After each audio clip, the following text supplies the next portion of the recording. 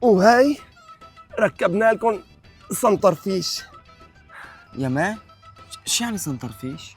ما بتذكروا هذا اللي بطالع مي يمكن، بس شلون بيستعملوه؟ استاذ اوروبي اول شغله لازم تتعلمها انه اسمه سنترفيش، عبيت امك، مو سنترفيش. تمام، سنترفيش. تاني شغله لازم تتعلم كيف تنفسه. لا ايش عم تعمل ولا حيوان؟ هو يتنفس مو انت، مو انت. ثالث شغله ولا اهم، لازم تعرف انت طبوش عدم الرجوع، اذا تشرك الجيران بياخذوا لك المي كلها. شو يعني عدم رجوع؟ عدم الرجوع هو يعني يمنع، والله ما بعرف، عدم الرجوع لوحده بده مادة بجغرافية السنترفيش. رابع شغلة والأهم، مروحة السنترفيش، إذا الجيران تغالظوا عليك وشالوا لك غطا المروحة وحبوا يعملوها هيليكوبتر ويهروا المي عليها، لازم تعرف إنه بيحترق. مروحة؟ أنا بعرف بطلت المروحة بسوريا بستعملوا مكيف. هي عن بيت النانا وعجيانا، ما عنا.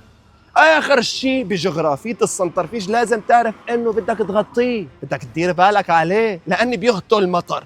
السنترفيشات الباقية بتهر عليه مطر.